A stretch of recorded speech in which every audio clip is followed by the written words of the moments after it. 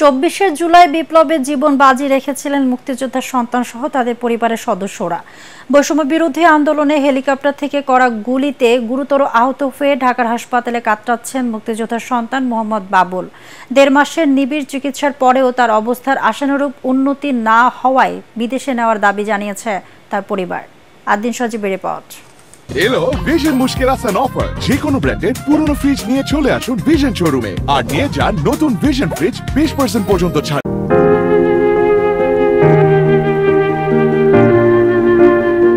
গুলি লাগছে একটাই, পেটের ভিতর লাগছে, পিস দিয়ে বেরিয়েছে, কিন্তু গুলিটা ভিতর দিয়ে বাস্ট হয়েছে। পেটের উপর ভেসে উঠছে মলমূত্র, মেশিন দিয়ে পরিষ্কার করতে হচ্ছে থেকে থেকেই। মোহাম্মদ বাবুল 71-এর বীর মুক্তিযোদ্ধার এই সন্তান, 24-এর বৈষম্য বিরোধী যোদ্ধা।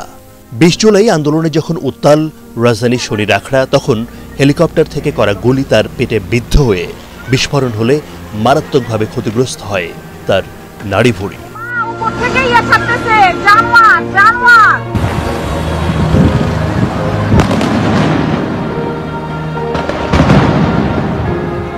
কয়েকবার হেলিকপ্টার রাউন্ড দিচ্ছে উপর দিয়ে, রাউন্ড দেওয়ার পর দেখা গেছে আমি খারাপ দিচ্ছি, আমি ছিলাম সামনে, তো হুট করে একটা গুলি লাগলো, তারপর আমি আর বলতে পারিনি, পড়ে গেলাম।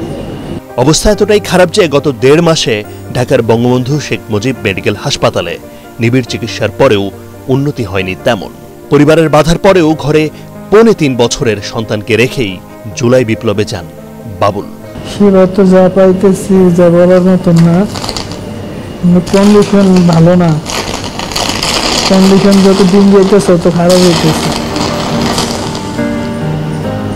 আমার আব্বা মুক্তিযোদ্ধা, তারপরও মানে হাসিনা তো ধরেন মুক্তিযুদ্ধকে সুবিধা দিচ্ছে, তাই আমার ভাই বলছে মুক্তিযুদ্ধকে সুবিধা দেব।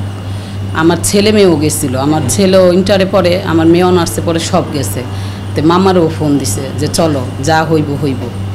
জুলাইয়ে গুলিবিদ্ধের পর ঢাকার মুগদা হাসপাতালে 2বার অপারেশন হয় তার। তখন খরচ হয় 8 লাখ টাকা। পরে বিএসএমএমইউ এর আইসিইউতে নেওয়া হয় তাকে। চিকিৎসা ফ্রি হলেও নানা রকমের খরচে বিপাকে পড়ে তাদের ভাড়া বাসাটাও ছেড়ে দিতে হয়েছে। কন্টিনিউয়াস ড্রেসিংয়ের মাধ্যমে ওর যে বা যে ক্ষতটা আছে, আমরা ক্ষতটা শুকানোর চেষ্টা করতেছি। ক্ষতটা শুকালে এবং তার শারীরিক কন্ডিশন, যেটা যদি তাকে আমরা যদি বলি জিএ ফিটনেস অথবা অজ্ঞান করার মতো যে শারীরিক যে যোগ্যতা, সেটা যদি আসে তাহলে ফার্দার তাকে অপারেশনের মাধ্যমে বাকি চিকিৎসাটা সম্পন্ন করতে হবে। মেডিকেল টিম যখন যদি বলে দেয় যে এটা বাংলাদেশে আর সম্ভব না, তখন এই কোঅর্ডিনেট করে এদেরকে বিদেশে পাঠানোটার একটা এজেন্ডা আমরা হাতে নিয়েছি।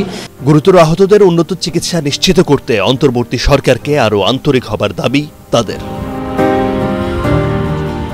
আদিন সজীব, এটিএন বাংলা, ঢাকা।